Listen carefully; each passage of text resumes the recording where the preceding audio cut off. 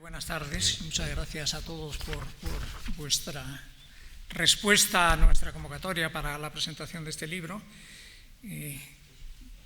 Yo voy a hacer una breve introducción al tema y luego pues hay dos doctos y personajes, Leoncio López Ocón y José Manuel Sánchez Ron, que glosarán, harán sus apreciaciones sobre la obra, sobre el libro. Hace poco encontré por casualidad en una librería de libros antiguos en Madrid un libro del que yo desconocía su existencia, que es El mundo visto a los 80 años. Bueno, había oído hablar de él, la verdad, pero nunca había tenido ocasión de hojearlo. Obra póstuma, como saben ustedes, del insigne científico, pensador y Premio Nobel español, don Santiago Ramón y Cajal. El prólogo del libro está firmado el 25 de mayo de 1934. Esto quiere decir pocos meses antes de su óbito.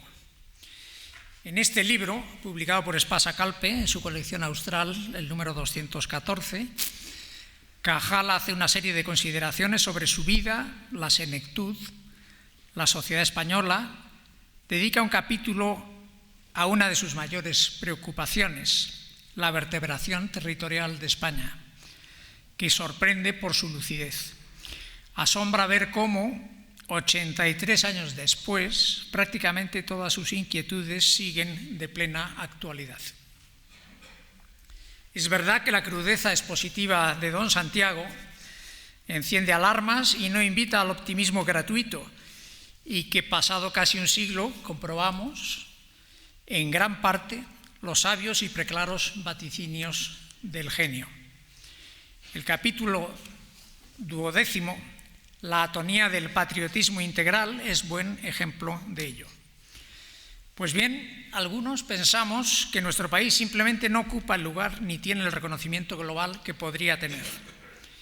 Y ello muy particularmente en relación con el mundo que en su día ocupamos y en gran parte civilizamos. Éramos entonces la gran potencia hegemónica mundial y disponíamos de la mejor tecnología, los avances más importantes de la época, y todo ello hizo posible las grandes gestas de las que deberíamos enorgullecernos. Pero no solo fuimos una potencia militar y naval que ocupó territorios inmensos con aviesas intenciones.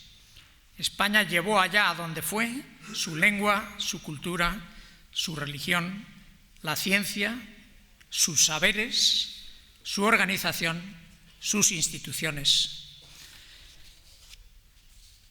De la llegada de nuestros antepasados y su integración con las razas autóctonas nació todo un continente que hoy incluye a más de 600 millones de personas, con una raza, una cultura y unos idiomas, el español y el portugués, y al que solo podemos augurar un papel absolutamente trascendental en el mundo venidero. Pero si esto es así, ¿por qué no nos ocupamos en resaltar y airear todo lo bueno que hemos aportado a la humanidad en los últimos 5 años? ¿Y por qué no, más concretamente, en el ámbito científico del cuidado de la salud a través de la medicina? De esta reflexión partió nuestra pequeña historia, la del libro Reconocimiento a 5 siglos de medicina española. Vino luego el buscar y convencer a los compañeros de viaje, el diseño de cómo hacerlo en un espacio breve y que a la vez permitiera pinceladas significativas de diferentes épocas, y finalmente la presentación en esta misma sala de un acto que tuvo el patrocinio de la Fundación Ramón Areces y de la Real Academia de Doctores de España el pasado 28 de noviembre de 2017. La calidad de aquellas intervenciones y el entusiasmo de los ponentes nos animó a traducir aquello en la obra literaria que hoy les presentamos y buena parte de cuyos autores hoy nos acompañan en la sala. Enriquece la obra con su prólogo el presidente de la Real Academia Nacional de Medicina, Joaquín Poch Proto, al que le doy la bienvenida porque ya está aquí con nosotros, y con su introducción Elvira Roca Barea, a quien todos conocemos por su admirable esfuerzo y dedicación en favor de la verdadera imagen de España y contra aquellos que nos han atacado y denigrado secularmente. Seguramente el malentendido precio del éxito. A todos ellos, muchas gracias.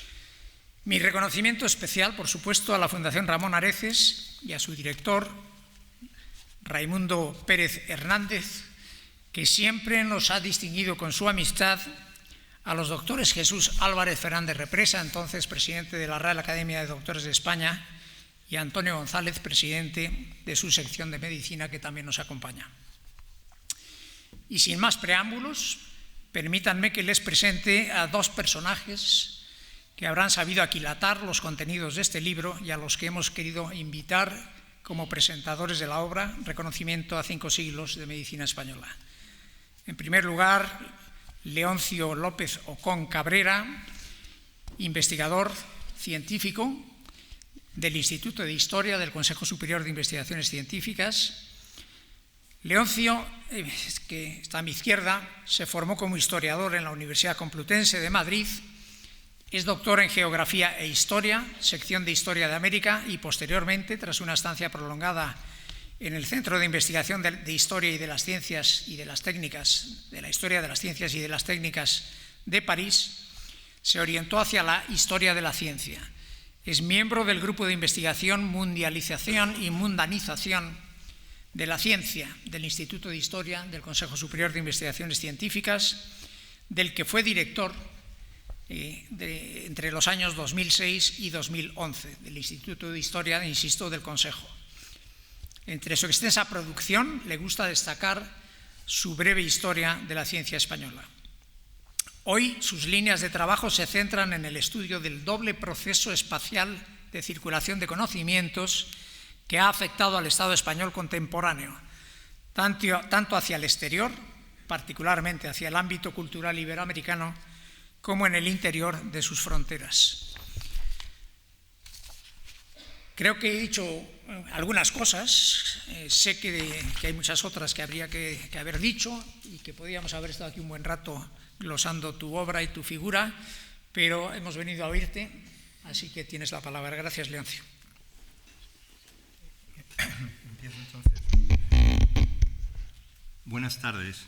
Ante todo, deseo expresar mi agradecimiento al doctor y profesor José Antonio Gutiérrez Fuentes por la confianza depositada en mí para acompañarles en este evento y a las dos instituciones que han promovido este acto, que ya han sido mencionadas, la Real Academia de Doctores de España y la Fundación Ramón Areces, que nos acoge.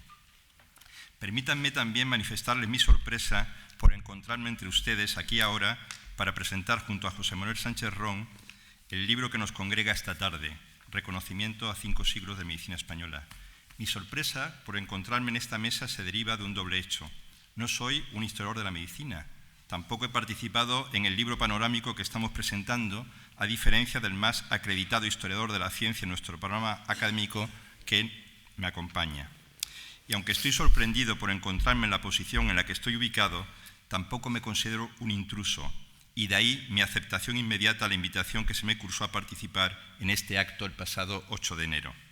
Ciertamente no soy historiador de la medicina, como ya he manifestado, pero a lo largo de una ya dilatada experiencia investigadora he hecho aportaciones al campo del conocimiento que nos congrega. Por ejemplo, he sido editor del bestseller de Cajal, Los tónicos de la voluntad, trabajo que ha sido considerado lo más parecido a una edición crítica de ese texto cajaliano y cuya cuarta edición está circulando. Además, al elaborar la breve historia de la ciencia española que publiqué en Alianza Editorial ya hace tiempo, incorporé parte de los conocimientos producidos por mis colegas historiadores de la medicina y por nuestros maestros como José María López Piñero. Esa breve historia tiene concomitancias y también, claro está, diferencias con el libro Reconocimiento a 5 siglos de Medicina Española que nos congrega esta tarde. La concordancia fundamental radica en que en ambos libros se introduce una perspectiva de larga duración para intentar explicar por qué la ciencia en general y la medicina en particular se encuentran en el estado en el que están en la sociedad española actual. La diferencia principal consiste en que uno de esos libros fue producto de un único autor y el otro, el que vamos a comentar, es una obra coral con 12 y media de contribuciones. Otra diferencia se basa en el marco temporal elegido para elaborar un gran cuadro del desarrollo de los conocimientos científicos y médicos en las sociedades hispanas. En mi historia, que no fue tan breve, arranqué del movimiento humanístico que floreció en los reinos hispánicos a lo largo del último cuarto del siglo XV y el cual permitió durante las décadas siguientes ser un gran revulsivo para el cultivo de las ciencias en general y de la medicina en particular, estimulando la curiosidad por saber cosas nuevas a lo largo de la mayor parte del siglo XVI. Y basta pensar en los logros de la Universidad de Alcalá. En el libro que se presenta esta tarde, si bien su título alude a 5 siglos de medicina española, ese periodo temporal es sobrepasado, pues hay una muy interesante contribución de Fernando Salmón dedicada a explicar las características de la obra de Arnau de Vilanova, médico de varios reyes de la corona de Aragón a finales del siglo XIII y principios del siglo XIV y gran conocedor del galenismo, concreción de lo que se conoce como humoralismo, uno de los grandes sistemas médicos holísticos de la historia global. Precisamente, el Departamento de Historia de la Ciencia del Instituto de Historia en el que trabajo y del que soy responsable actualmente tiene sus orígenes en el Instituto Arnau de Vilanova del Consejo Superior de Investigaciones Científicas, dedicado a la historia de la medicina y la antropología médica y promovido desde 1949 por su organizador, don Pedro Laín Entralgo, cuya impronta sigue viva, pues se sigue publicando la revista Asclepio que él fundara. Algunos de los integrantes de ese antiguo instituto del CSIC, reconvertido desde la década de 1980 en Departamento de Historia de la Ciencia, están presentes en las páginas de este libro, como sucede con el propio Laín, cuya teoría personalística de la enfermedad es analizada por María Teresa Russo, quien expone y explica cómo para el fundador del Instituto Arnau de Vilanova del CSIC la enfermedad no es solo una sencilla reacción patológica, sino también una realidad personal y una respuesta biográfica. A su vez, María Inés López Ibor Alcocer toma en consideración una de las obras de Laín Entralgo, la antropología médica para clínicos, en su sugerente reflexión acerca de la importancia de las humanidades en medicina para que la medicina basada en valores complemente a la medicina fundamentada en la evidencia, reasumiendo sus principios holísticos y contemplando la salud y la enfermedad de los seres humanos como una totalidad. Uno de los sucesores en la dirección de mi departamento, el profesor José Luis Peset, también está presente en el libro que nos congrega por sus contribuciones sobre ciencia e independencia en la América española.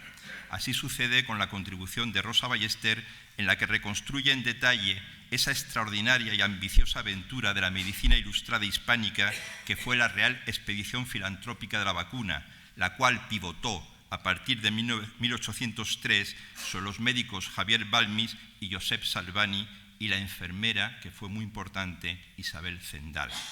Como es sabido, pues se ha popularizado a través de series y documentales televisivos, esa expedición se trasladó a ultramar para combatir una epidemia de viruela en las colonias americanas mediante la nueva técnica de la vacunación ideada por el británico Edward Jenner y que enseguida se aplicó en la monarquía hispánica.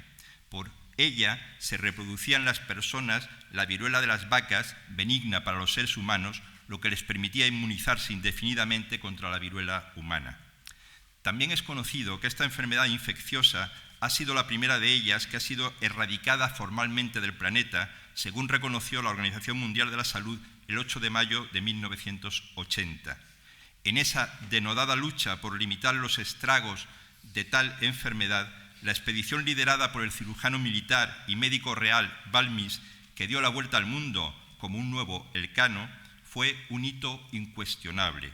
Se convirtió en la primera campaña de vacunación masiva de la historia, logrando vacunar a más de 1,5 millones de personas en territorios americanos y del archipiélago filipino. Dada la posición institucional que desempeño temporalmente, permítaseme asimismo señalar que otros colegas de mi departamento han realizado importantes contribuciones al conocimiento de la historia de la medicina en España. Es el caso de Rafael Huertas, Antonio Lafuente, Javier Moscoso, Ricardo Campos y Juan Pimentel. Antonio Lafuente, por ejemplo, se ha preocupado recientemente, entre otras cuestiones relacionadas con la ciencia ciudadana, por conocer y difundir la literatura existente acerca de las aportaciones de comunidades de afectados por enfermedades nuevas y complejas a los conocimientos médicos. Esta cuestión de las aportaciones de los legos a la construcción del conocimiento está presente en la contribución que hace Alfredo Menéndez Navarro al libro que estamos presentando. En ella se examina el papel determinante de la ciencia médica y sus profesionales en la identificación de los riesgos laborales y en las formas de prevenir y regular sus potenciales daños a la salud en la España del siglo XX a través del análisis de 3 casos. Uno de ellos permite a Menéndez Navarro reflexionar sobre la tendencia de la cultura experta a minusvalorar el conocimiento lego. En el caso al que me refiero, se trata de los saberes locales generados por los propios trabajadores que, como él muestra, fueron determinantes en los años de la transición democrática para ampliar la restrictiva concepción de los riesgos cancerígenos del amianto formulada desde la cultura experta. Por su parte, Juan Pimentel acaba de publicar un importante libro titulado Fantasmas de la ciencia española, en el que aborda, a través de un atractivo paseo visual de dibujos, óleos, mapas, fotografías, láminas botánicas y estampas microscópicas, 8 episodios de nuestra historia científica. Con su esfuerzo erudito y reflexivo, el responsable de mi grupo de investigación ya mencionado, Mundialización y Mundanización de la Ciencia, intenta ayudar a que demos respuesta a la relevante cuestión de por qué cuesta tanto en nuestro horizonte cultural ver la ciencia que se ha producido en el pasado de las sociedades hispánicas. 3 de esos episodios están conectados en cierta medida con el libro que nos ha convocado. En efecto, los capítulos dedicados por Juan Pimentel al Atlas anatómico del microscopista Juan Crisóstomo Martínez y a la flora del Virreinato de la Nueva Granada que impulsó el médico gaditano José Celestino Mutis en tierras de la actual Colombia, pueden considerarse en cierta medida un antecedente y una consecuencia, una de ellas, del estudio que nos ofrece Caroline Schmitz en el libro que se presenta sobre la Regia Sociedad de Medicina y demás Ciencias, fundada en Sevilla en 1700 por el médico Juan Muñoz de Peralta. Cabe considerar a esa sociedad como la primera institución española puesta al servicio de la propagación de las ideas científicas modernas y punta de lanza del movimiento científico conocido como los novatores, cuya pretensión era combatir el atraso que había acumulado la medicina hecha en España en el medio siglo anterior frente al avance experimentado por los países ultrapirenaicos e Italia. Y así, tal y como muestra Caroline Schmitz, la gran preocupación de Muñoz de Peralta y de sus colegas sevillanos fue la de conseguir visibilidad de sus investigaciones en el panorama europeo para rectificar la pésima imagen que algunos autores de aquella época habían difundido de la actividad científica española. Ahora bien, ese empuje inicial se debilitó hacia 1720, cuando Juan Muñoz y Peralta, acusado de judaizante, fue encarcelado durante 3 años, en una manifestación más de los vaivenes de nuestras instituciones científicas afectadas por las querellas ideológico-religiosas. No obstante, las ideas renovadoras a partir de la refundación en 1730 de esa sociedad médica sevillana adquirirían velocidad de crucero e impulsarían un despliegue de la medicina ilustrada a lo largo de las décadas siguientes, de las que serían prueba elocuente las actividades llevadas a cabo por Mutis en la actual Colombia y la expedición de Balmis y Salvani a las que ya se ha aludido.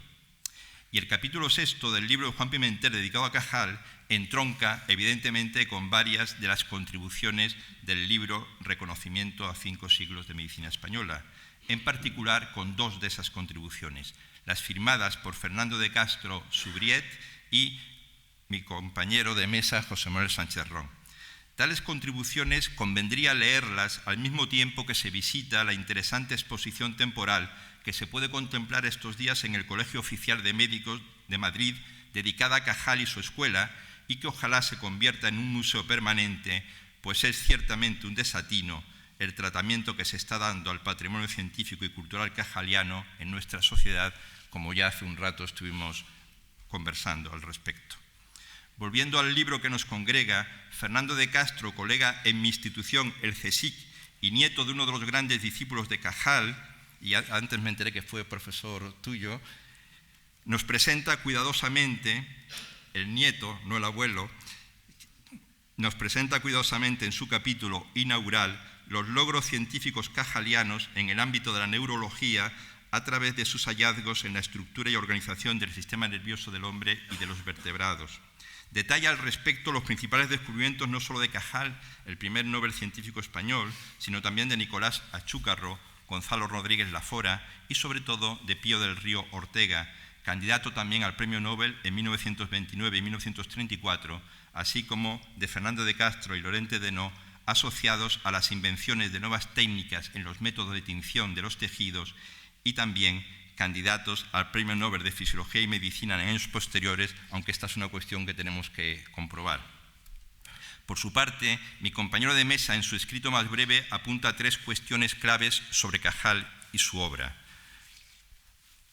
Por una parte, destaca que no emergió en un erial, tuvo maestros, Cajal, de los que aprendió mucho, como muestra José Manuel Sánchez Ron.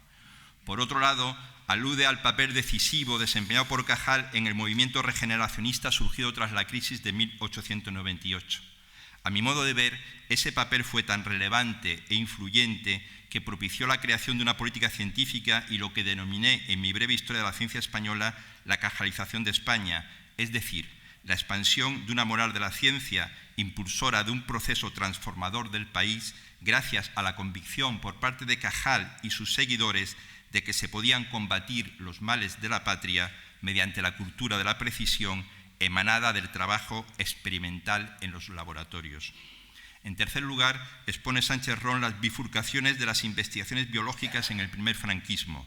Mientras que los discípulos de Cajal se exiliaron, como Pío del Río Ortega, o fueron sancionados o marginados por el régimen franquista, como le sucedió a Francisco Tello y Fernando de Castro, el CSIC, el principal instrumento de la política científica del régimen de Franco, dio un buen trato a Gregorio Marañón, creándole a finales de 1948 un instituto de endocrinología experimental y nombrándole director del Centro de Investigaciones Biológicas que se inauguró el 8 de febrero de 1958, no lejos de aquí.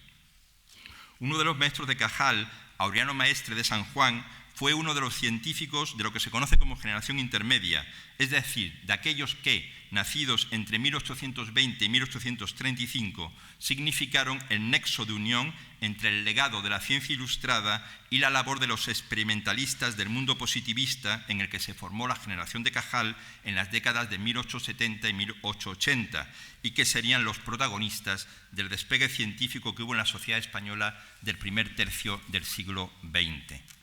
Pues bien, otro personaje de esa generación intermedia que desarrolló sus tareas en la España liberal de la segunda mitad del siglo XIX fue el médico militar navarro Nicasio Landa, que llevó a cabo una importante actividad en los servicios de sanidad militar para afrontar los nuevos retos planteados por la guerra moderna y la gran mortandad causada por la guerra de Crimea. Landa, como muestra mi colega y compañero del CSIC, John Arrizabalaga, aquí es presente con nosotros, en su contribución a este libro, fue el único participante español en una reunión celebrada en Ginebra en 1863 que puso en marcha la Asociación Internacional de Socorro a los Soldados Heridos en Campaña. Esta asociación fue el embrión de la Cruz Roja, cuya presencia es tan relevante en nuestras vidas cotidianas.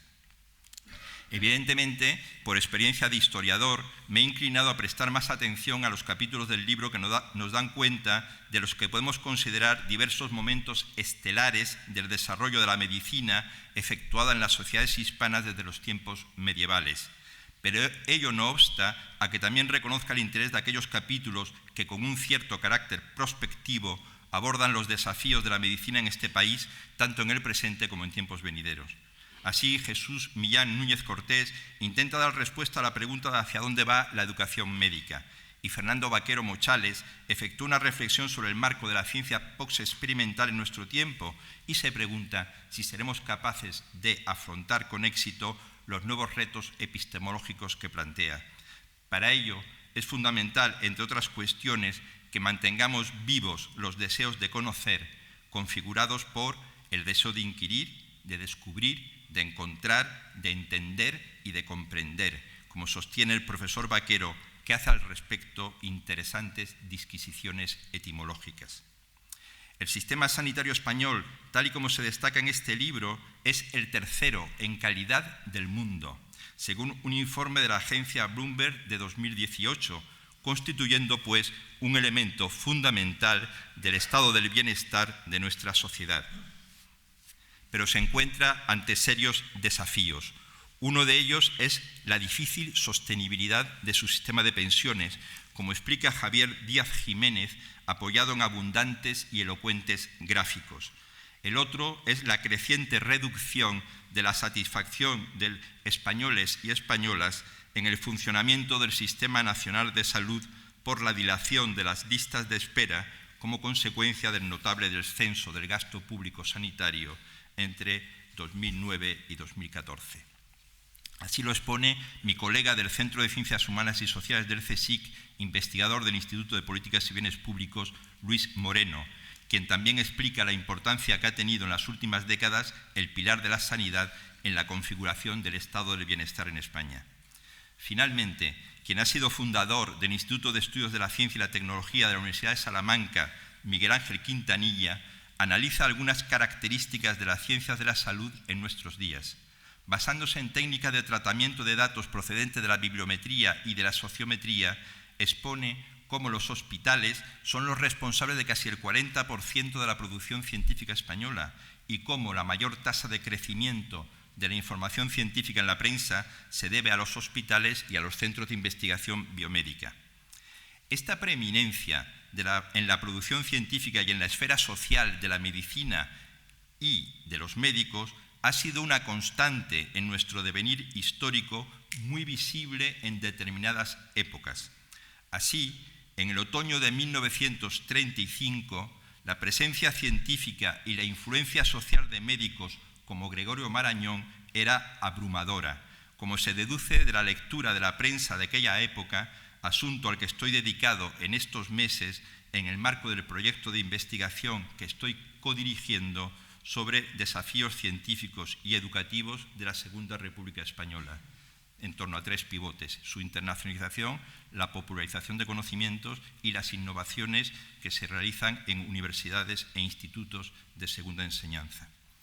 En efecto, el jueves 19 de septiembre de 1935 publicó Gregorio Marañón en la primera página del influyente diario El Sol un artículo de fondo titulado Medicina e Historia, con motivo de la inauguración en Toledo, días después, en concreto el lunes 23 de septiembre, del 10º Congreso Internacional de Historia de la Medicina.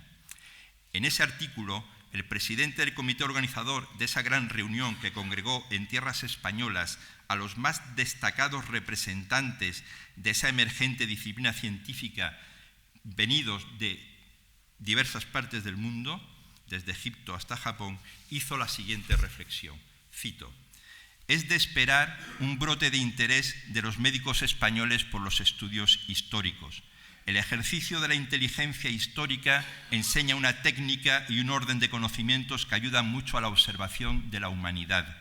La historia es, pues, una verdadera ciencia auxiliar de la medicina.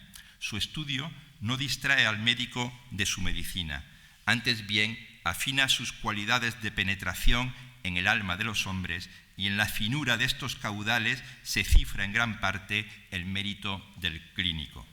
Si del próximo Congreso de Historia de la Medicina quedase sembrada en España la afición a esta investigación, habría que señalar con especial respeto esta fecha, entre otras, que dan gloria ante lo porvenir a la medicina española».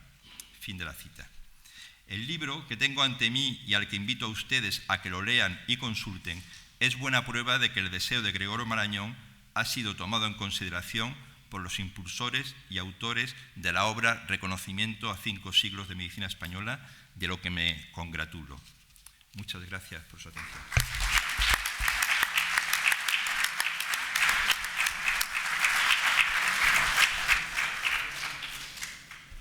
Pues muchas gracias, Leoncio, por tu magnífica intervención. Y le cedo la palabra a José Manuel Sánchez Ron. Creo que todos le conocen. Él es académico de la Real Academia Española, es licenciado en Ciencias Físicas por la Universidad Complutense de Madrid y doctor en Física por la Universidad de Londres. Desde el 94 es catedrático de Historia de la Ciencia en el Departamento de Física Teórica de la Universidad Autónoma de Madrid. Es miembro, como ya dije, de la Real Academia Española de la Lengua. Fue elegido académico correspondiente de la Real Academia de Ciencias Exactas, Físicas y Naturales de Madrid, en Madrid, y posteriormente miembro de la Academia Internacional de Historia de las Ciencias en París, Francia. Es autor de más de 400 publicaciones y poseedor de numerosos reconocimientos dentro y fuera de España. Y además, pues lo digo con mucho cariño y con mucho orgullo, José Manuel es miembro del Consejo Científico de la Fundación Gadea por la Ciencia. José Manuel, tienes la palabra. Muchas gracias, José Antonio. Bueno, lo primero que tengo que decir es que afortunadamente no me equivoqué, porque como conozco a Leoncio hace mucho tiempo, pues imaginaba que con su rigor y meticulosidad iba a hacer lo que ha hecho también, explicar no solo el contenido del libro, sino su importancia. Y tratar de hacer yo lo mismo ahora, en primer lugar, sería reiterativo y además quedaría muy mal porque lo hace mejor que yo. Así que con esa previsión me pregunté, ¿y qué puedo hacer yo aquí? Bueno, y entonces se lo explicaré. Es un poco mi intervención, que no va a ser muy larga, es también en cierto sentido una especie de confesión y de admiración y de reconocimiento a 5 siglos de medicina española. Comencemos por la confesión. Como se ha dicho, mi formación es en la física teórica y, bueno, como historiador, desde luego disciplina a la que me he dedicado mucho más tiempo que a la investigación en física, pues lo que más me ha atraído siempre es la historia de la física, de las matemáticas, fundamentalmente, además, de los siglos XIX y XX. Nunca pensé que iba a dedicar tanto tiempo, pero no solo a eso, desde luego, a la historia de la ciencia en España. El por qué lo hice, pues son varias las razones. En primer lugar, por algo que a cualquier historiador le es importante, la mayor facilidad de acceso a fuentes documentales. En segundo lugar, también por una especie de compromiso moral, si me permiten decirlo de esa manera, o si a lo mejor es más adecuado porque quería y quiero comprender mejor al país en el que he vivido la mayor parte de mi vida.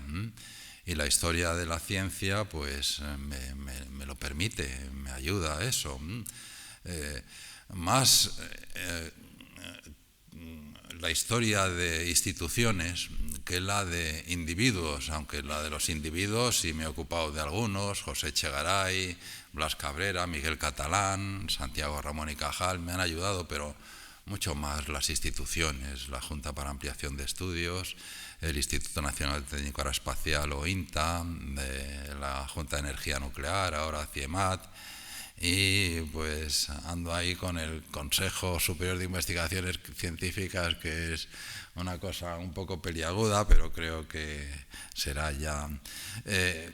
Y bueno, como a lo largo de toda esta carrera, y no solo en lo que se refiere a la ciencia, a la historia de la ciencia en España, sino a la mundial, pues me he encontrado con la medicina por todas partes y constantemente. Incluso pues escribí, pero ahí fue, de todas maneras es un libro serio, espero, no muy erudito, pero sí serio, con mi querido Antonio Mingote, una historia de la medicina, y 2 extensos libros sobre Santiago Ramón y Cajal, acompañado de, tengo que decirlo, a quien yo considero que era la persona más informada, más conocedora de Cajal, un querido amigo que se fue mucho antes de lo debido, Juan Fernández Santarém. Digo que me ha parecido constantemente, fíjense, no les voy a decir el porqué, porque tampoco no estoy en ese estadio de desnudarme mis intereses. Esta misma mañana pues he pasado un buen rato con una cuestión que tiene su porqué. Si William Harvey, uno de los pilares de la revolución científica, vino a España, visitó a España acompañando a un duque inglés. Ahí hay en 1631 y 32, en la gran biografía de Geoffrey Keynes lo duda, en un artículo ya viejo de JJ, digo JJ, bueno, Izquierdo afirma que sí, que estuvo aquí, pero la cuestión más importante, terminé pensando, es no si vino o no vino, o si vino, qué conexiones hizo, porque pues estamos hablando de uno de los pilares de la fisiología, de Motu Cordis, el libro de Harvey, sino qué recepción tuvo en España. Y eso es importante, entre otras cosas, para una de las eternas cuestiones a la que Leoncio pues ha aludido al mencionar a los novatores, si la revolución científica, pues cómo se introdujo aquí en España. Bueno, pues parece que muy pocos médicos, la mayor parte de los médicos españoles de la época, no. Se tradujo el libro, que inicialmente estaba en latín, 9 veces, según mis fuentes, al inglés, 2 al alemán, 2 al francés, 1 al italiano. En 1928, cuando se cumplía el tercer centenario de Motu Cordis, no existía ninguna traducción al castellano. Si no estoy equivocado, no recuerdo mal, fue precisamente bajo el impulso de nuestro querido y admirado Pedro Laín Entralgo, que se llegó a traducir. Bueno, estaba diciendo que la medicina me aparece constantemente. Uno de mis, entre otras cosas, fíjense, y esto es algo que se dice, el mismo presidente de la Academia Nacional de Medicina lo escribe Joaquín Posch en su artículo. Me parece que dices que es una ciencia mestiza, una disciplina mestiza o algo así. La medicina es una ciencia interdisciplinar antes de que el concepto de interdisciplinaridad se invente, y lo de la interdisciplinaridad es algo muy, muy querido para mí, hasta escribí un libro. Es uno de los científicos que más admiro. Fue un médico alemán que terminó de catedrático de física en la Universidad de Berlín. Estoy hablando de Hermann von Helmholtz. Helmholtz pues estudió medicina, trabajó en fisiología, en el siglo XIX estoy hablando. Es uno de los que pues más hacen junto con otros como Émile Dubois-Reymond o su maestro Johannes Müller, por socavar el vitalismo, ¿no? En 1843, si no recuerdo mal, Helmholtz formula la versión más general del primer principio de la termodinámica, el principio de la conservación de la energía. En esa memoria sobre la conservación de la fuerza se titula, traduciendo, Kraft, que no es energía, es fuerza, pero es que todavía el concepto no, y esto para los físicos, distinguir entre energía y fuerza es una cosa que tiene su mucha gracia, ¿no? En ese libro, en esa memoria, encuentras ahí pues de todo, encuentras medicina, fisiología, encuentras mecánica, encuentras electromagnetismo, etcétera, etcétera. La carrera posterior de Helmholtz, pues ya les digo, gracias, era un médico militar, con sus éxitos le permitieron pues hacer una carrera académica. Unos años después inventa algo con el que la mayoría de nosotros, a lo mejor todos, aunque no llevemos gafas, hemos estado relacionados, el oftalmoscopio.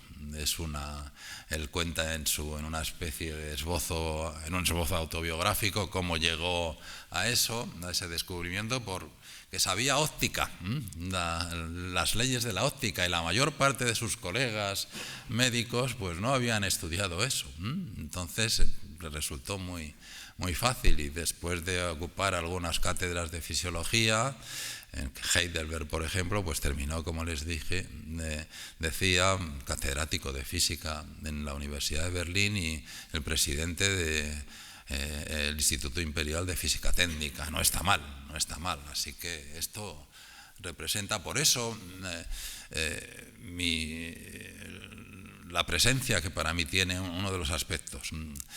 Luego, pues algunas veces, por ejemplo, en un libro, lo mismo que Leoncio, con el que comparto el dibujo de portada de la historia una historia de la ciencia española, y volveré sobre esas cuestiones, espero que pronto, pues fui muy consciente de que la medicina la trataba injustamente. Quiero decir injustamente, que no era que la presencia en la ciencia española de la medicina no la recogía yo, porque pues era imposible. Hay muchos más episodios, relaciones de todo tipo, desde las políticas, el protomedicato que tú has mencionado, etcétera, etcétera. Yo qué sé, los ejemplos, hasta un lego, no del todo, pero un lego en historia de la medicina como yo, pues sabe esas cosas. Yo suelo, y lo he escrito más de una vez, hacer es otra cosa que Leoncio ha recordado, porque lo digo en mi contribución a este libro, que, bueno, Cajal, con todo lo extraordinario y maravilloso que es, para mí pertenece al reducido club de los grandes de la ciencia de todos los tiempos. Eso para mí no tiene ninguna duda. Y desde luego no hay ningún español que pueda compararse de antes, de ahora, no sé si del futuro, aunque del futuro yo creo que las personalidades individuales tampoco estamos en la era de la interdisciplinaridad, o sea que va a ser más difícil, ¿no? Pero Cajal, como ha recordado Leoncio, tuvo maestros. ¿Por qué? Porque un país podía vivir, y vivía malamente, si quieren ustedes, bastante ajeno a la física, a las matemáticas, salvo para enseñar. Olvidémonos del siglo XVI. El siglo XVI es otra cosa, con la Casa de la Contratación, con instituciones, porque el Estado necesitaba de esas disciplinas, sobre todo la astronomía, para la náutica, etcétera, etcétera, y algunas. Y bueno, y se crea Felipe II, la Academia Real Matemática, etcétera, etcétera, pero eso son otras historias. Pero un país no podía vivir sin médicos. Por razones obvias, para qué enrollarme, y eso es la gran diferencia que la encontramos desde mucho más allá de, como también ha señalado Leoncio, de hace 5 siglos de medicina española, salvo el magnífico siglo XVI, en el que de todas maneras la fastidiamos en el XVII, que es el buen siglo. Es el buen siglo de la revolución científica, porque es el que va más allá de lo meramente aplicado, en el que trata de encontrar las leyes generales. Y entonces ese es un siglo malo para nosotros, ¿no? Y el XVI es bueno, pero también tiene, como alguien ha bautizado, es la ciencia secreta, ¿no? Porque no se quería. Hay libros que nunca se llegaron a publicar porque no había que dar pistas al enemigo, vaya, ¿no? Entonces, y ahora vuelvo ya a este libro, teniendo en cuenta todo lo que les torpemente y desde luego muy esquemáticamente les he dicho, creo que está completamente justificado que un libro trate de homenajear, de reconocer 5 siglos como mínimo de la medicina española, porque se lo merece. Además, la medicina tiene algo que yo admiro mucho. Miren, mi idea de la historia, aunque pretendo como historiador pues hacer lo mismo que mis compañeros, que algunos están aquí, es decir, pues utilizar las técnicas canónicas y cosas de esas, ¿no?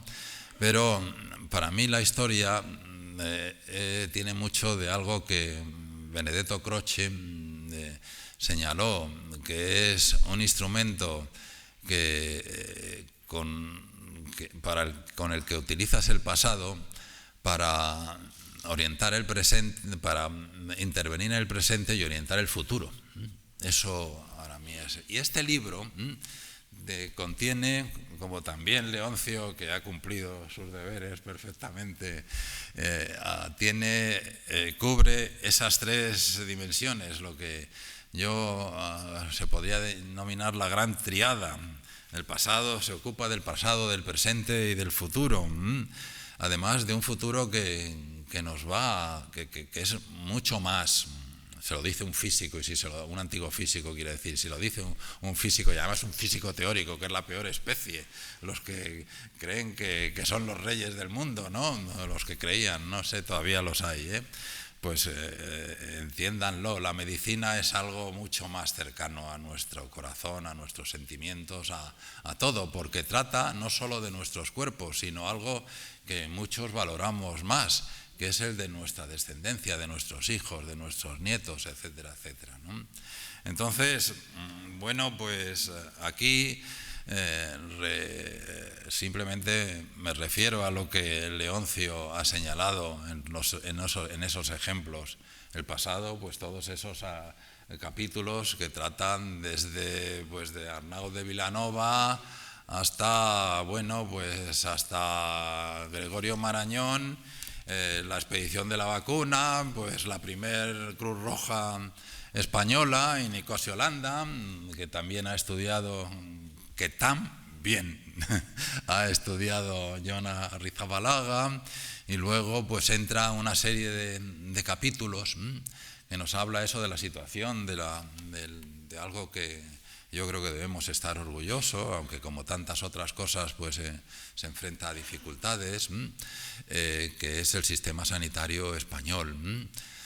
La cuestión es como que tú has mencionado también, que yo tenía por aquí, la educación de los médicos, etcétera, etcétera, y algo que es el futuro de la medicina.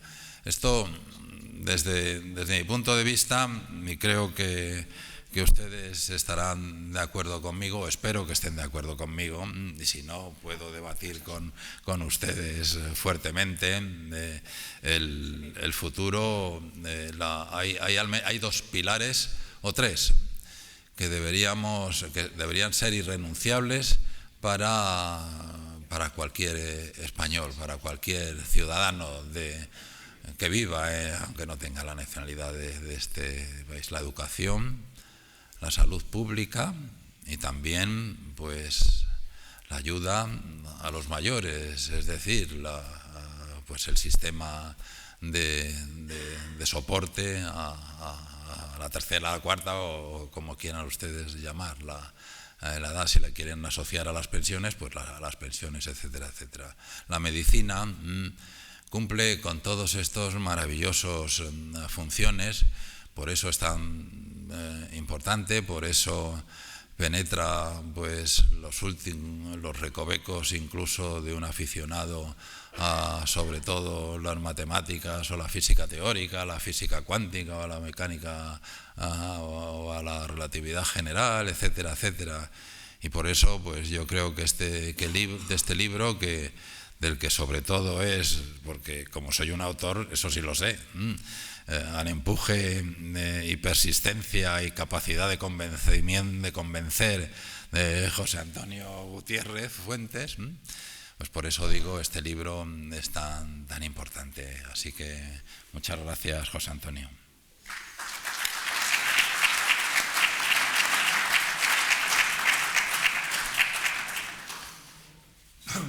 Yo invitaría a nuestro presidente de la Real Academia, si quieres decir algo. En cualquier caso, estamos encantados de que estés aquí con nosotros y de que hayas escrito lo que has escrito para el libro. Bueno, aquí lo que pone el programa es que ahora a continuación hay un coloquio, que estos dos señores se quedan aquí y que invitamos a subir al estrado a Berta y a Jon. Mientras ellos se van acomodando, yo les digo que Jon Arrizabalaga es profesor de investigación de Historia de la Ciencia. Trabaja en la institución Milà i Fontanals del Consejo Superior de Investigaciones Científicas, en el Departamento de Ciencias Históricas, y se dedica a estudios medievales Historia de la Ciencia, Musicología, que esto no lo sabía yo, y pertenece al grupo de Cultura Médica y Científica en Espacios Urbanos, donde se dedica a temas de prácticas, objetos e intercambios. Nos conocimos, tuve el placer de conocer a John con motivo de la creación de la lección magistral Andrés Laguna en 2014, o sea, ya hace unos cuantos años.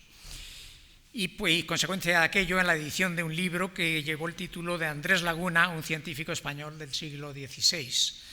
Pues bien, estamos hablando de un señor que era coetáneo de Harvey, prácticamente. Y que, si bien Harvey lo conoce todo el mundo sabe, evidentemente Harvey hizo y tiene méritos más que suficientes para ser conocido y reconocido. Pero no son menos, al menos no son del mismo estilo, pero tan importantes como aquellos son los méritos de Andrés Laguna y, entre otros el de traducir al español y publicar el Dioscórides, que fue un poco más o menos la Biblia de la ciencia durante mucho tiempo.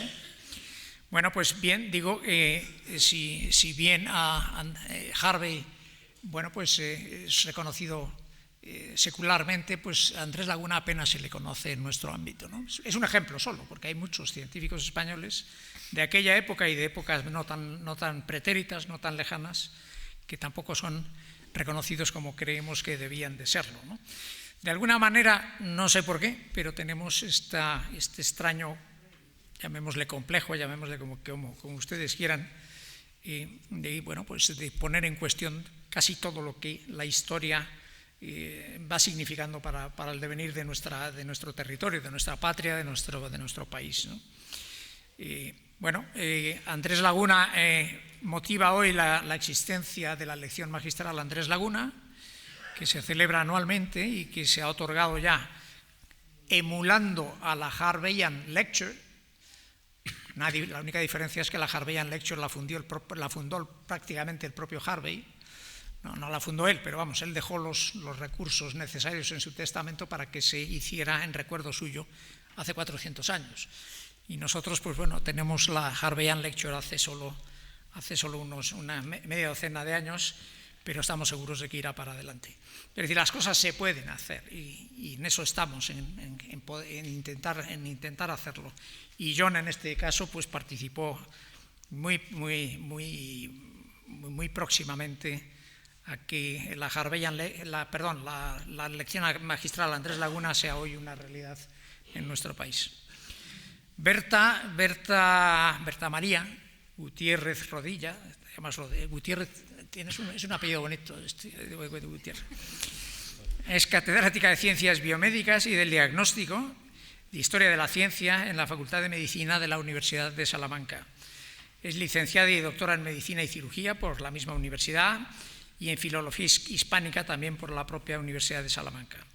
Completó su formación en el Instituto de Lexicografía de la Real Academia Española y como becaria postdoctoral del Ministerio de Educación y Ciencia en la Academia de Medicina de París y en la Universidad de París en la 13 del CNRS.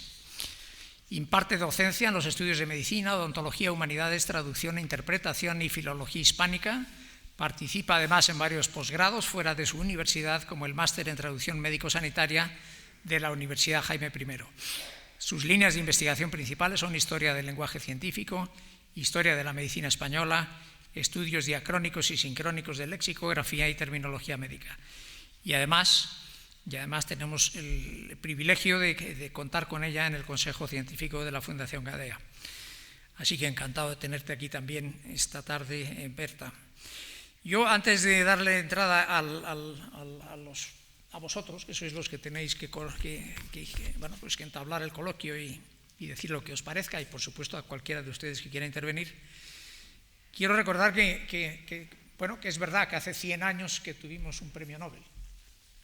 Bueno, hemos tenido otro, estoy hablando de ciencias, por supuesto. Hemos tenido otro, pero el otro pues se hizo premio Nobel en Estados Unidos, como todos sabemos. Y lo cual no quita ningún mérito, por supuesto. Pero es que hoy, y es más, hoy mismo yo he estado tratando el tema, podíamos tener otro premio Nobel. Vamos, no hoy, ya. ¿Por qué? Pues porque hay un señor que, trabajando en un laboratorio de la Universidad de Alicante, descubrió el procedimiento o el método para poder manipular los genes, para poder hacer ingeniería genética de una manera precisa y eficaz, que es el famoso CRISPR. Hoy en día no hay ningún laboratorio en el mundo que se dedique a la genética que no tenga las técnicas CRISPR. Pues esas técnicas se originaron en un laboratorio de la Universidad de Alicante y tienen una paternidad con nombre y apellidos, y estos son Francisco Martínez Mojica. Y Francisco, Francis, porque le gusta que le llamemos Francis, que también es miembro del Consejo Científico de la Fundación Gadea. Bueno, pues Francis es la persona más cualificada, sin duda ninguna, hoy en día para tener el premio Nobel por esta razón. Ese premio Nobel se va a otorgar con toda seguridad. Lo que no tenemos es la plena seguridad de que el receptor sea él, siendo él el padre de la criatura.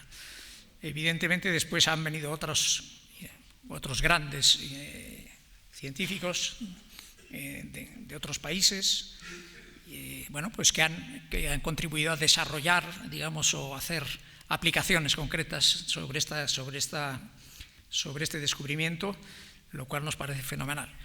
Y nos parece muy bien, ya saben ustedes que el premio Nobel se puede compartir hasta por 3 personas. Bueno, parecería estupendo que lo pudiera compartir él con quien los señores del Karolinska decidan que sean los otros 2.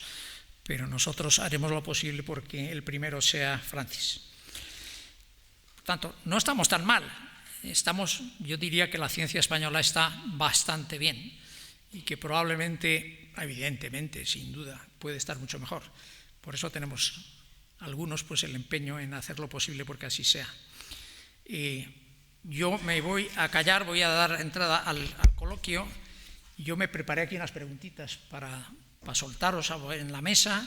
Si queréis empezamos, propongo, esto es libre, pero si queréis empezamos por la izquierda, como no puede ser de otra manera, además, estando ahí Berta, con una pregunta: ¿cómo valoras en general las aportaciones españolas a la medicina, históricamente hablando, en su conjunto?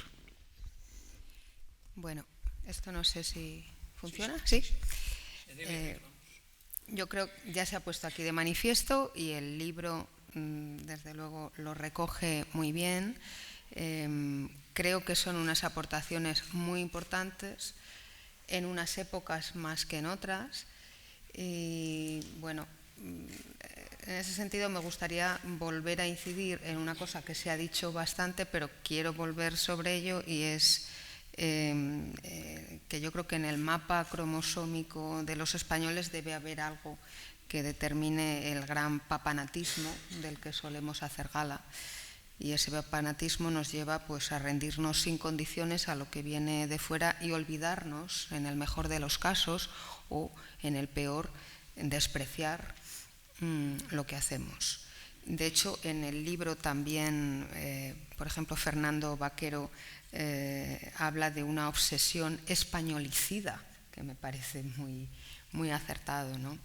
Y lo llevamos a rajatabla, siempre, y también en otros planos de la vida, pero también en el de la medicina. En una de las primeras intervenciones del libro de Elvira Roca se habla, por ejemplo, de Fidel Pallés Mirabe, el artífice de la anestesia epidural, que tanto bien ha hecho a todo el mundo en el siglo que lleva existiendo, y que pues no hay ni un hospital, ni una sala, ni un laboratorio, ni un nada que lleve el nombre de este señor, ¿no? Entonces, ahora descubre cualquier tontería uno en cualquier otra parte más allá de los Pirineos y le damos el nombre o le damos lo que sea, nos rendimos.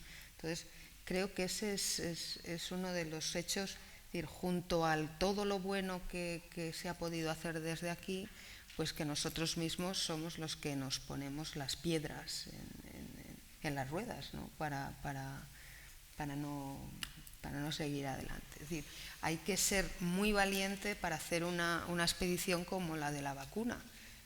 Si eso se hubiera hecho en cualquier otro país, bueno, sería impresionante, pero eso y otras muchas cosas. Habría series y películas, etcétera, sí se han hecho sobre lo de la vacuna, pero hay muchas otras cosas sobre las que se podrían haber hecho y no se ha hecho nada. ¿Por qué? Pues porque preferimos lo que viene de fuera a lo que se hace aquí. pero mi valoración, desde luego, pues es en general positiva. Luego, si tengo ocasión, pues me gustaría recalcar algún aspecto más.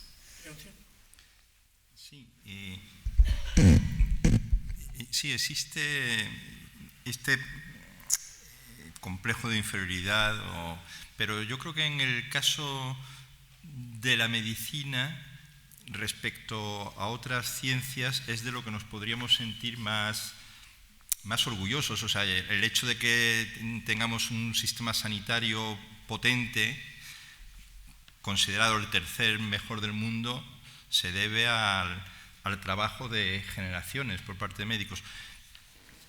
Y en ciertos momentos de la historia sí hemos sido conscientes de esas aportaciones a la cultura mundial. Uno de los libros que consulté las semanas pasadas fue uno escrito por un familiar de José Luis Peset, Vicente Peset, catedrático en la Universidad de Valencia, que en la década de 1920 escribió un libro titulado Lo que debe la cultura mundial a España, lo que debe el mundo a España.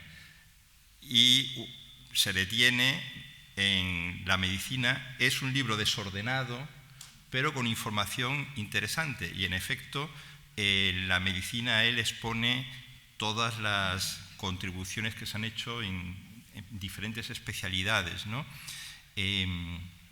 Pero uno de los problemas que tenemos no es el complejo de inferioridad, pero también es las tendencias caínitas que hemos tenido. O sea, ya nos ha debilitado lo que aludía antes de las querellas ideológico-religiosas y también nuestras diferencias políticas, porque Andrés Laguna, por ejemplo, en la época de la República estaba en el ámbito culto circulando debido a las investigaciones de Teófilo Hernando.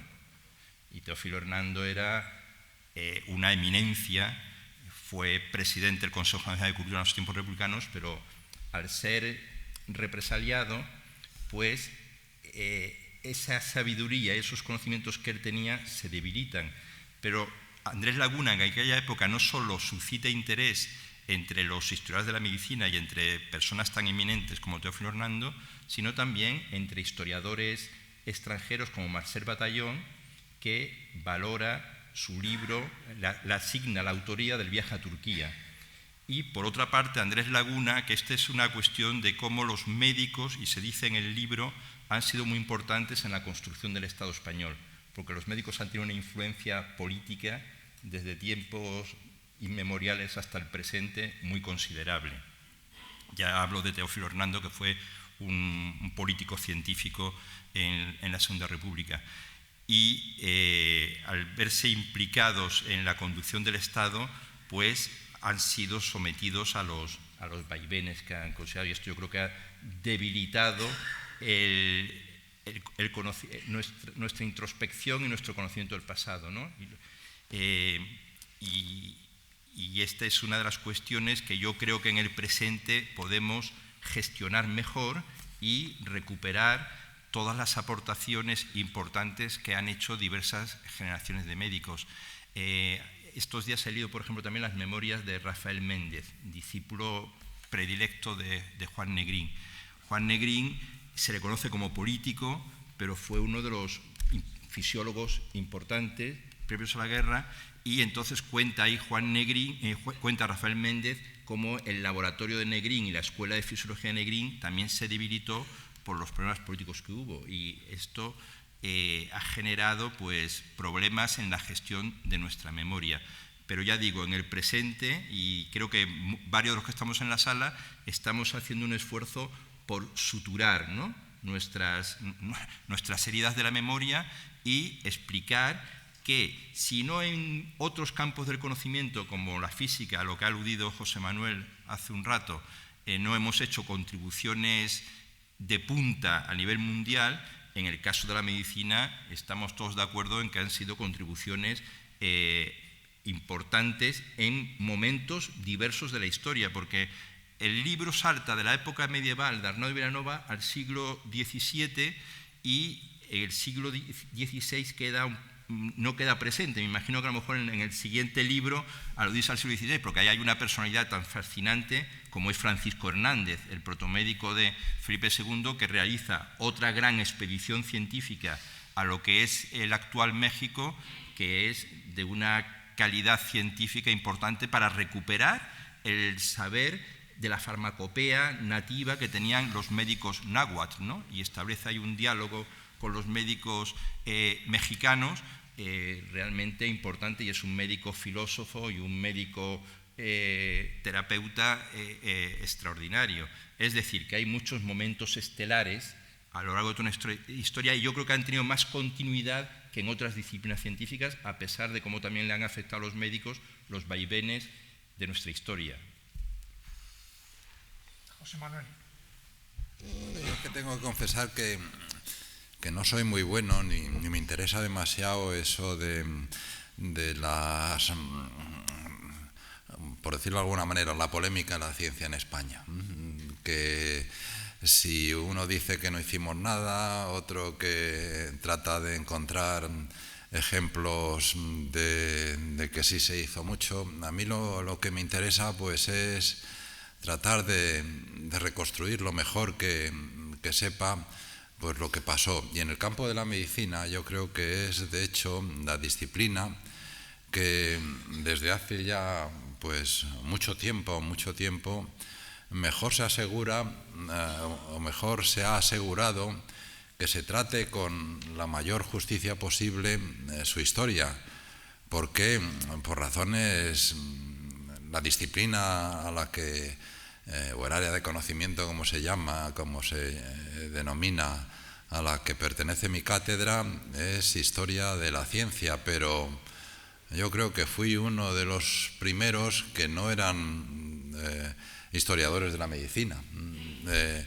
De manera que, y yo creo que además los hubo muy buenos, y tenemos además que agradecerlo, los está habiendo, y los jóvenes también. Bueno, aquí tengo algunos ejemplos, de manera que yo creo que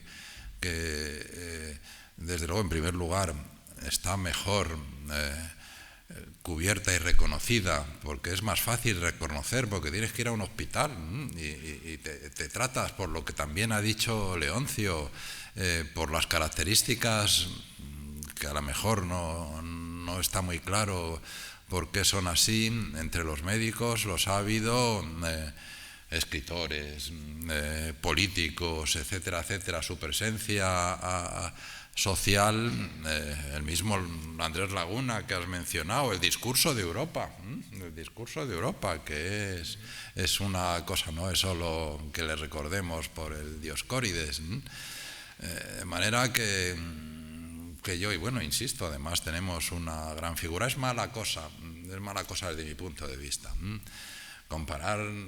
Hacer comparaciones, miren ustedes, otro de mis héroes es Rudolf Virchow, o Virchow, como se pronuncien, y su libro sobre la patología celular, el padre de la teoría celular, o uno de los padres, etcétera, etcétera. Pero comparar grandes figuras de fuera y tratar de empezar que si este hizo lo otro, no es lo que a mí me interesa, o por lo menos en lo que no soy particularmente bueno. Yo creo, para resumir la pregunta, que la medicina está siendo bien cubierta, es decir, reconocida por los estudiosos, mejor que, desde luego, en cuanto a completitud, ediciones que han estado en curso y que están en curso de Arnau de Vilanova, por ejemplo, pues eso muestra un gran respeto. Los fondos que tiene pues la Academia Nacional de Medicina con su museo, etcétera, etcétera. Vamos, yo insisto que no me parece que sea la disciplina científica peor tratada de la historia española. No sé si estáis de acuerdo. Bueno, gracias. Bueno, yo un poco en línea con José Manuel, creo que es muy importante ser conscientes de nuestros demonios, y de alguna manera pues también de que el reconocimiento y el cultivo de lo que es la historia, la memoria y el respeto por el patrimonio, pues bueno, hay mucho recorrido por hacer, aunque es cierto también que se ha avanzado, y en ese sentido yo creo que hay motivos para el optimismo. Lo que pasa es que necesitamos que esto permeabilice a nivel social hasta el punto de que la propia élites políticas pues mantengan de modo sostenido unas políticas que cuiden este patrimonio histórico y cultural, y esto de ahí de alguna manera va a venir también, y ha venido de alguna manera también, una situación de equiparación, o una aproximación a la equiparación con el trato que la historia y el patrimonio pues pueden tener en otros países de nuestro entorno, que cuando vemos pues cómo conservan su riqueza histórica y patrimonial, pues a veces nos da mucha envidia. Pero bueno, yo creo que en ese sentido me parece muy importante también que a la hora de enfocar la historia es muy importante asumir la inclusividad, una máxima inclusividad, ¿no? Y en ese sentido también quería decir, hace exactamente ahora 2 meses me tocó participar en un acto de homenaje a los médicos y sanitarios en el exilio que se hizo en la sala Ernest Lluch del Ministerio de Sanidad. Y la verdad es que fue una ocasión muy, muy emotiva, y realmente de rendir justicia hacia una realidad que es parte de la realidad española, y que bueno, no es el único exilio que se ha producido en la historia de nuestro país, pero sí seguramente es el exilio más importante y que ha tenido lugar, ¿no? Y allí pues se puso de manifiesto el papel de los médicos, el papel de las enfermeras, el papel de todos los trabajadores sanitarios que forman parte de ese contingente de exilados que marchan a lo largo de la guerra civil, a partir sobre todo del final de la guerra civil, que contribuyen a apoyar, a crear una red de solidaridad y a unas prácticas humanitarias en relación a las demandas de salud de la población, del medio millón de personas que salen por la frontera de la Junquera y los pasos pirenaicos de la zona oriental en esas fechas, y que después además enriquecen con sus contribuciones cuando se consiguen pasajes para distintos países de América Latina, significativamente el caso mexicano, pues representan una aportación sustancial de primer grado, no solo en la medicina, sino en todos los ámbitos de la cultura, de la ciencia y de la técnica en México y otros países, ¿no? Todo esto yo creo que es importante no olvidarlo, y es parte de esa aportación, de esa contribución, ¿no? Y bueno, no sé si no me quiero extender más. Sí, hombre, ¿cómo no vas a poder? Por supuesto. Respecto a lo que ha señalado José Manuel Sánchez Ron, por supuesto que tampoco es mi ideal de vida la polémica de la ciencia española, pero sí que creo que es importante reconocer lo que se ha hecho, lo que no se ha hecho, dónde estamos, etc. Y evidentemente la historia de la ciencia en España nació de la historia de la medicina, y eso es así. Todos los que nos dedicamos a esto pues sabemos cuál es esa historia, entre otras cosas porque nos la hemos estudiado, porque hemos opositado, nos hemos tenido que empapar de todo esto. Además de eso, nos hemos empapado y durante muchos años nos hemos preocupado por saber qué es lo que se ha hecho en 2 o 3 siglos pasados en Alemania, en Francia, en Gran Bretaña, en Estados Unidos, en Italia. hasta el punto de que cuando nosotros escribimos, pues en nuestras bibliografías aparecen obras importantísimas que se han escrito en todos esos lugares. Sin embargo, cuando consultamos obras de temas en los que puede haber habido una aportación española importante, pero ese libro está escrito en francés en Francia, en italiano en Italia, en inglés, ya sea en los Estados Unidos o en Gran Bretaña, en Alemania, etc., es rarísimo encontrar que se hace referencia en la bibliografía a alguno de los muchísimos escritos que se han hecho por historiadores de la historia de la medicina en España o incluso en Hispanoamérica. Es decir, que creo que nos queda todavía muchísimo por hacer. Cierto que se ha investigado mucho en la historia de la medicina española, que se han hecho muchísimas ediciones de texto, que en fin, no estamos igual que hace 200 años, pero evidentemente queda mucho por hacer, porque para empezar no nos citan, y no voy a entrar ahora en la polémica de si escribimos en español o si escribimos en inglés, que esa es otra historia, porque también escribimos en esas lenguas nuestra historia de la medicina, pero es rarísimo que recojan nuestras aportaciones en esas publicaciones, con lo cual hay algo que está fallando. Es decir, que nuestra historia de la medicina es importante, sin duda, que los historiadores de la medicina, gracias entre otros desde luego a Laín Entralgo y a todo lo que supuso y lo que ha supuesto a López Piñero, a Sánchez Rangel en Salamanca, etcétera, a todo, no puedo citar a todos, sin duda, pero hay algo que está fallando, porque queda hay un nivel ahí del que no pasamos.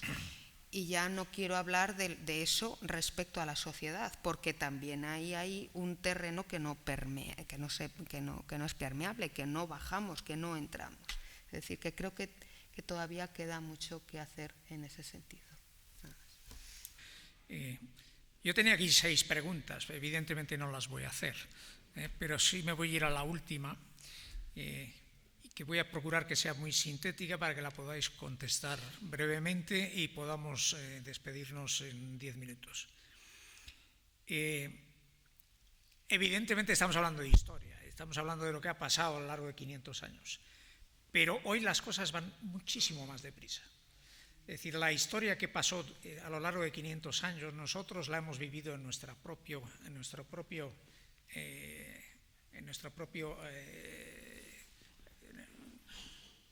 elenco, no me sale la palabra, vital, en nuestro propio marco vital. Es decir, yo no reconozco la medicina actual tal como se presta, estoy hablando de la asistencia médica, estoy hablando de cómo se lleva el conocimiento, cómo se hace llegar el conocimiento a la cabecera del paciente. No reconozco lo que se hace, cómo se hace ahora, de cómo se hacía entonces. Seguramente tiene mucho que ver el desarrollo tecnológico, tiene que ver un montón de cosas. Los médicos de entonces tocábamos a los pacientes, los veíamos, los explorábamos y les hacíamos una historia clínica como Dios manda. Y no teníamos una pantalla entre nosotros y el paciente. Es decir, las cosas están cambiando de una manera dramática y a una velocidad tremenda. A la vez, la sociedad, sobre todo las sociedades europeas, se han acostumbrado al concepto de que el Estado se lo debe todo a los ciudadanos. Es decir, el Estado es un Estado protector y usted no se preocupe si se enferma, porque para eso está el Estado. No se preocupe, no tiene usted que preocuparse de cuidar su salud, no tiene usted que preocuparse de no fumar o de hacer caso de determinados consejos que, según el acervo científico o el conocer científico o la experiencia científica, van a propiciarle a usted mejor salud. No se preocupe usted de nada, o sea, para eso está el Papa Estado. Esto es el estado de bienestar. Un estado de bienestar es un estado que evidentemente es idílico y es maravilloso hasta que llega el momento en que deja de serlo, y deja de serlo porque simplemente se convierte en no financiable, no sostenible. La pregunta es, ¿hasta dónde debemos llevar el concepto de Estado protector en medicina? Según vuestro punto de vista, y yo diría que un poco olvidándonos, porque yo creo que España hizo algo de Estado protector, remontándonos incluso a la Edad Media, ¿no? Cuando hacía todas aquellas, todas aquellas prestaciones en Hispanoamérica y todas estas historias. Pero yo quiero venir a lo de ahora para irnos tranquilos si estamos o si creéis que estamos haciendo lo correcto o no. ¿Cuál es vuestra idea respecto al binomio estado de bienestar versus responsabilidad ciudadana? ¿Quieres empezar tú, Berta? Empiezo yo, pero no voy a contestar a esta pregunta. Bueno, pues, oye, esto es No, un estado quiero libre. decir, me voy a quedar porque seguro que ellos lo van a contestar mejor que yo. Me voy a quedar con la primera parte de lo que has dicho. Yo tampoco reconozco en la práctica médica actual lo que cuando yo estudié medicina, cuando yo iba al hospital, etcétera, etcétera.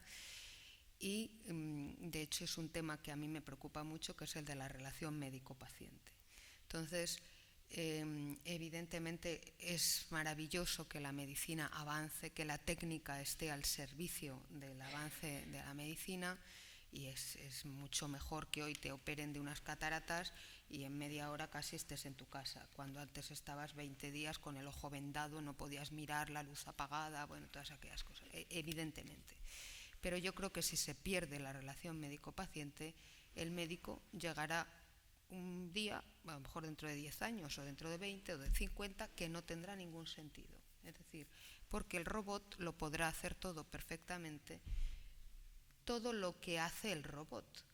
Pero en la enfermedad hay un componente importantísimo, que es el componente psicosomático, y que el robot ahí no va a poder hacer nada. A mí eso me preocupa y creo que eso debería ser un tema prioritario en la educación médica, un tema que se aborda en el libro y que creo que, y además enlazando con algo muy bonito que has traído tú, con lo que acababas, que era esa reflexión de Gregorio Marañón en el 35, ¿no?, de que ojalá la historia de la medicina, tal. Bueno, la historia de la medicina en los planes de grado de Bolonia en Europa está fuera.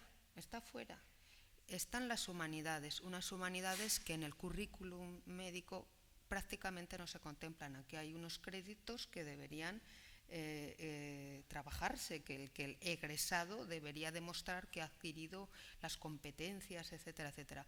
Pero en la mayoría de las universidades de España, de las facultades de medicina de España, no se llevan a cabo. Es decir, que a mí me preocupa mucho esa parte de la relación médico-paciente, que no la tratamos, porque además yo soy profesora de una facultad de medicina, que no la tratamos con nuestros estudiantes y que creo que va en detrimento de los enfermos, de las personas que acuden al médico no solo para que le dé una pastilla, sino también para que le dé un consejo, para que le ponga la mano por encima, para muchas otras cosas. Gracias. Sí. Bueno, yo prefiero que opinen José Manuel y John, porque sobre esta cuestión solamente podría opinar como ciudadano. Muy importante. Bueno, en mi caso afortunadamente tengo buena salud y siempre que he necesitado de los servicios de salud he tenido una opinión satisfactoria y favorable. Sí soy consciente de los desafíos que tiene nuestro Sistema Nacional de Salud por el riesgo que comentas de su falta de sostenibilidad financiera, pero en los trabajos que se presentan en el libro se esbozan posibles soluciones de intentar aplicar un sistema mixto, y esto ya yo creo que depende de los ciudadanos que estén en buena situación poder afrontarlo de esa manera. Los que estén en una situación más débil, pues yo creo que sí el Estado tiene que hacer un esfuerzo por cuidarlos, ¿no?, protegerlos, y necesitamos entonces sostener un sistema de dependencia respecto a los más débiles y desvalidos, que se les cuide la salud, y los que dispongamos de más medios económicos, pues contribuir a la caja común para que no se debilite un estado del bienestar del que yo creo que en estos momentos todavía nos podemos sentir orgullosos, o en mi caso yo he sido beneficiario de sus efectos benéficos.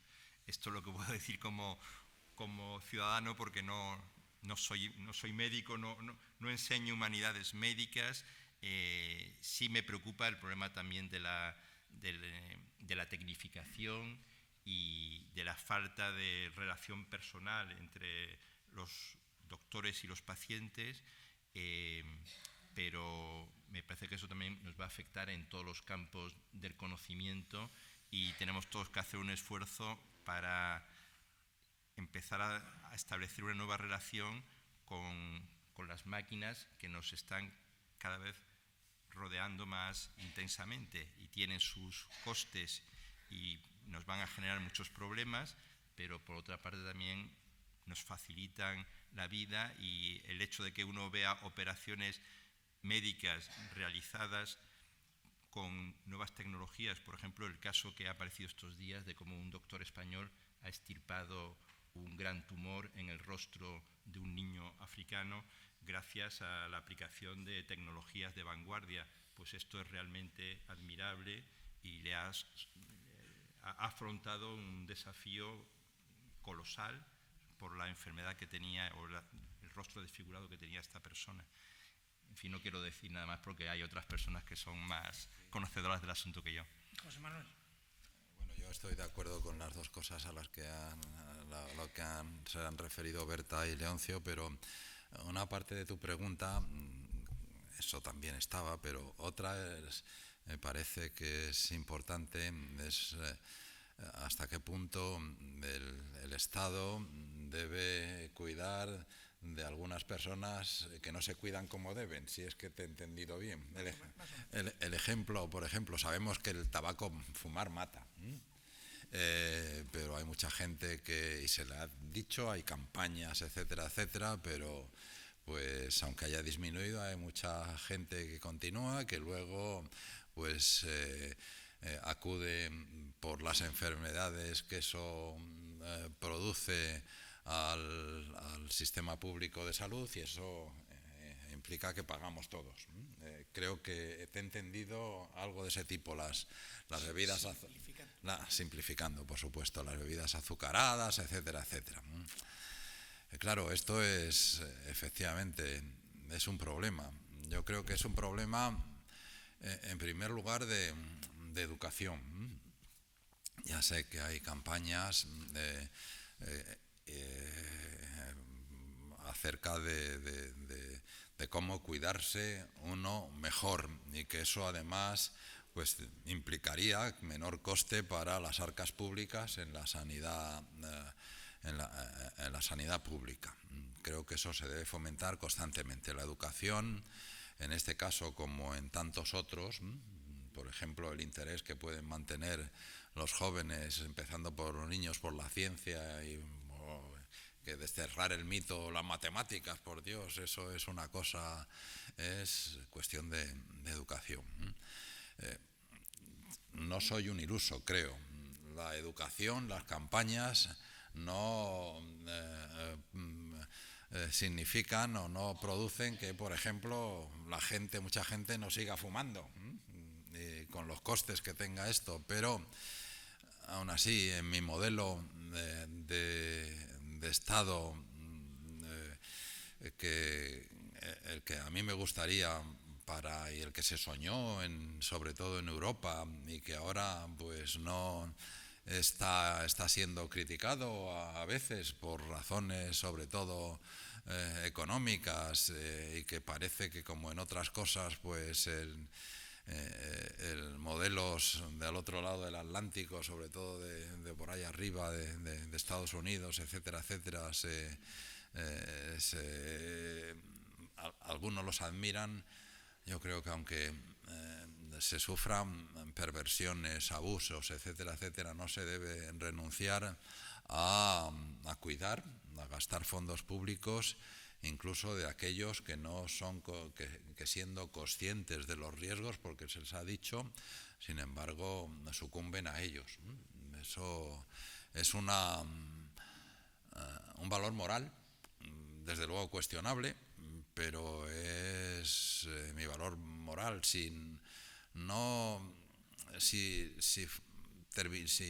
Es lo que voy a decir, es una exageración. Es una exageración completa, y soy consciente de ello, pero si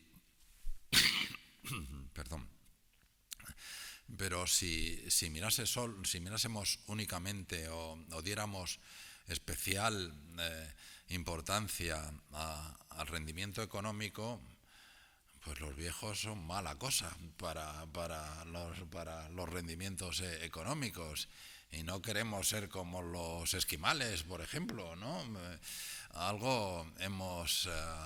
lo mismo que el respeto... Esto se penetra por todas partes, ¿eh? Hablamos ahora de los derechos de los animales. ¿Y por qué? Porque hemos trascendido al menos en alguna parte, nuestros orígenes.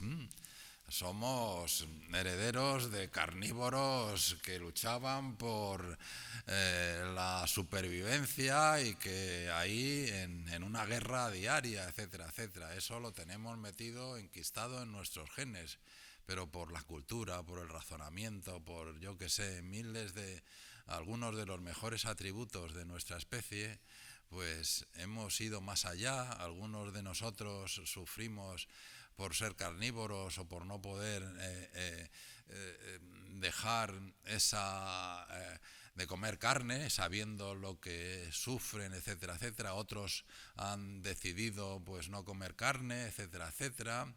Y yo creo que dentro de esa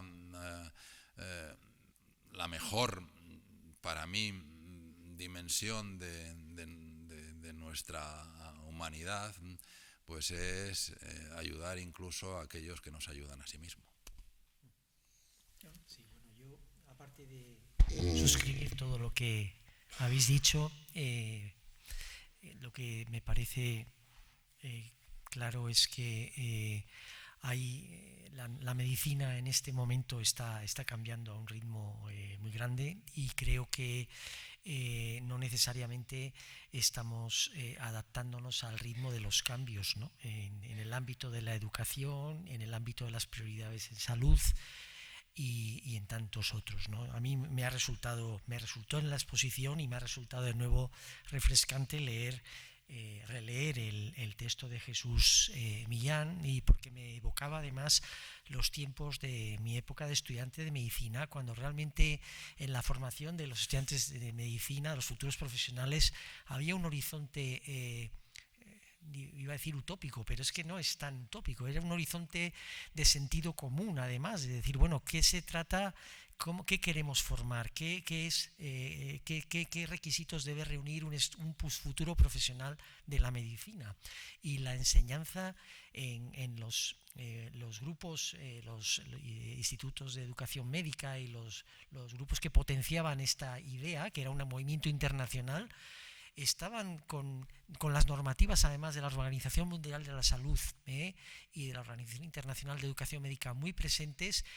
Eran muy activos entonces, y se integraban las disciplinas y la enseñanza, y realmente yo ahora cada día me encuentro más alienado con respecto a la enseñanza que se imparte en las facultades de medicina, y al sometimiento de todo el modelo educativo al examen MIR, que hace exactamente, creo que ni en una semana, pues ha sido la última edición, ¿no? Y que yo creo que es tremendamente deformante, ¿no? Bueno, en relación a la educación médica, más allá de la educación de los profesionales, está la educación de la población. Yo creo que el sistema sanitario, si queremos afrontar los retos que tenemos, y que yo estoy de acuerdo que no es irrenunciable el estado del bienestar, o sea, otra cosa es que hay que ver cómo hacerlo viable y cómo mantenerlo sostenible, ¿no? Pero lo que me parece que es fundamental es invertir más en prevención, invertir más en promoción de la salud, porque además está claro, no es de ahora, eso está demostrado en la economía de la salud de siempre, que es más económico que invertir después en la asistencia, ¿no? Y bueno, y no me voy a extender más. Bueno, pues son las 9 menos 3 minutos, el tiempo se acaba. Bueno, no se acaba, esperamos, pero sí el de esta mesa. Yo creo que con todo lo dicho aquí, pues queda mucho por decir. Es decir, que probablemente tengamos que venir mañana o pasado a ver a Raimundo. Raimundo, para el que no lo sepa, es el director de la Fundación Areces, para decirle, oye, de Raimundo, que tenemos que hacer otro libro para hablar de estos temas que se han quedado pendientes, ¿no? Evidentemente, hablar de demografía y de envejecimiento, esto yo considero que es un tema absolutamente estratégico para cualquier país en el mundo, y mucho más para los países occidentales, y a la cabeza de todos para el nuestro, que es el más envejecido de todos. Entonces, ahí tenemos un serio problema, pero el problema quizás también esté en dejar de considerar al viejo tan viejo y darle más juego, cuando el hecho cierto es que en el ciclo vital nuestro, el mío, que yo soy ya un anciano, según los parámetros al uso, pues ya somos muy viejos, Jesús, pues no somos tan viejos.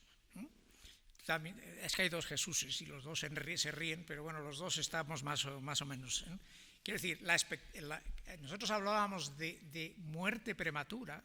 Es decir, uno se moría antes de tiempo, cuando se moría antes de los 65 años. Ahora la expectativa de vida son 85 años y creciendo. Entonces, ¿por qué tenemos que seguir pensando que la persona deja de ser útil a la sociedad a los 65 años? Probablemente no deba de ser así. Probablemente algunas cosas que tienen que ver con esto del estado de bienestar y tal y cual, pues por lo menos haya que repensarlas, en el sentido de, oye, si yo a los 65 años, después de 35 trabajando como pues me quiero jubilar, pues me puedo jubilar, pero a lo mejor lo que quiero es seguir colaborando con el desarrollo social, porque puedo, porque tengo capacidad y sobre todo porque tengo experiencia. Pues al que quiera, ¿por qué no se le va a permitir hacerlo? Y todo esto teniendo en cuenta sobre todo que tenemos un problema demográfico de primerísimo nivel, es que somos el país con el menor índice de natalidad del mundo. En fin, que tenemos que hacer otro libro. Pues muchas gracias a todos, espero que el libro os guste y